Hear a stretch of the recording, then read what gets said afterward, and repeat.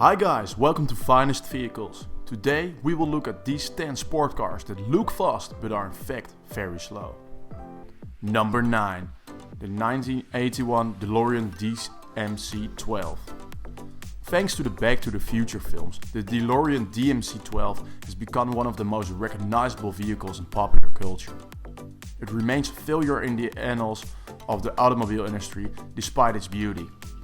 Even though the DMC12 possesses a V6 engine, it took it absurdly long, 10.5 seconds to accelerate from 0 to 60 miles per hour. The DeLorean DMC12 was the brunt of industry jokes for being all show and no-go because the top speed was also pretty modest at 109 miles per hour. However, it appears that the new DeLorean Alpha 5 will help the brand regain its reputation. Number 8. The 2020 Toyota GT86. There's just no comparison between the Toyota 86 and its Subaru sibling, the BRZ, when it comes to affordable sports cars on the market today. Both vehicles are affordable, have good handling and have quick reactions. They also appear the part as sports vehicles. However, the Toyota 86 has little business on the racetrack or the dragster with a sluggish 0 to 60 time of 6.2 seconds. The Subaru BRZ and the Toyota 86 are two of the most enjoyable to drive sport cars available today. Only the handling of the 86 allows it to maintain momentum through turns. On a track, even a Civic Si or a 350Z would destroy these vehicles. Number 7. The 2009 Saturn Sky. To compete with the nimble and quick Japanese rivals, General Motors required a vehicle of its own. As a result, they introduced the Saturn Sky, but the vehicle itself required more consideration than the manufacturer gave it. The Saturn Sky wasn't a horrible car in of itself. It could accelerate from 0 to 60 miles per hour in 6.9 seconds, which is decent on the highway, but anyone bringing it to a track day was in for nothing but humiliation. The Saturn Sky was not only not designed to compete with track cars, but it also had subpar construction overall, leaving both owners and critics desiring a better built vehicle. Number 6. The 1990 Nissan 240 SX. The Nissan 240 SX is without a doubt one of the most recognizable JDM vehicles ever produced. The Nissan 240 SX was a fast coupe that attracted attention wherever it went. Its 2.4-liter inline-4 engine produced 140 horsepower and accelerated from 0 to 60 miles per hour in 8.6 seconds.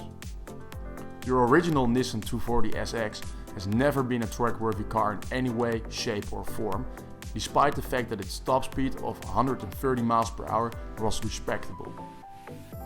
Anyone who wanted to import the 240 SX and race it would have to make significant modifications to the vehicle or even switch out the engine, which the chassis could accommodate. To put it simply, the factory 240 SX has never been a sports car fit for a racetrack. Number 5. The 1984 Pontiac Fiero. With the Fiero, Pontiac astounded the market and buyers flocked to its doors. People were impressed with the Pontiac Fiero for having an American sports car that wasn't a Corvette and produced 143 horsepower in its highest grade. Owners, however, discovered the car was never built adequately, leaving them with a terrible taste in their mouths. The slow 0 to 60 miles per hour time of 8 whole seconds and the Fiero's numerous electrical issues only served to exacerbate the already poor 125 miles top speed. All factors contributed to a car that was unreliable and slow for any track day. Number 4. The 1971 Jaguar E-Type Series 3. One of the best and unquestionably one of the most stunning sport cars of all time is the Jaguar E-Type, also known as the XKE. In spite of the fact that it also took first place at Le Mans, the 1974 E-Type failed to be a competitive racing vehicle in the US due to environmental regulations that choked engines. Despite having a V12 engine underneath, the 1974 E-Type produced far less power than its predecessor, which seriously diminished the E-Abilities type and put a stop to the E-Type brand. The 1974 XK E Series 3 was nothing more than a stylish vehicle that was a complete failure on the track due to the rubber bumpers that were added to keep the weight down. Number 3. The 1969 Porsche 914. Porsche should never be able to recover from the embarrassment of producing the Porsche 914. The Porsche 914 was developed by Volkswagen and had a dreadfully underpowered 1.7 liter flat 4 that only produced 79 horsepower. Even less impressive was the 11.3 second time from 0 to 60 miles per hour. Although the 914 may have a Porsche exterior, it was absolutely not what a Porsche represents on the inside. The 914 wasn't even a sports vehicle, despite its stunning appearance and impressive aerodynamics, and has no business racing on any track, anywhere, ever. Number 2.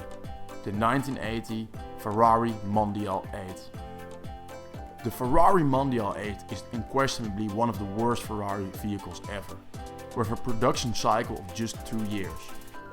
The Mondial 8 only produced 180 horsepower, which is significantly less than any Ferrari should ever produce, despite having a V8. Things got worse with a painful 9.4 second 0 to 60 time. The Ferrari Mondial was only sporty in appearance and a few infrequent rides on rural roads. It is one car that must still be kept in the pits and never set foot on any racetrack. Number 1. The 1990 Mazda Miata MX5. Please listen to us before you brandish your pitch for us. Since it has been a favorite of so many sport car fans for so long, the Mazda Miata, or the Mazda MX5, depending on which side of the earth you live, is unquestionably a JDM icon for all time. The MX5 is unquestionably its most well-known incarnation, and the 116 horsepower and 100 pound-feet of torque it produced were actually rather respectable considering the car's small weight and excellent power-to-weight ratio. Sadly, while the Miata MX5 promises an exciting ride on the road, it is totally unprepared to compete with track cars in factory condition. Which one would you like to own? Give your opinion in the comments. Did you enjoy this video? Then please like and subscribe for more of the best new vehicle videos.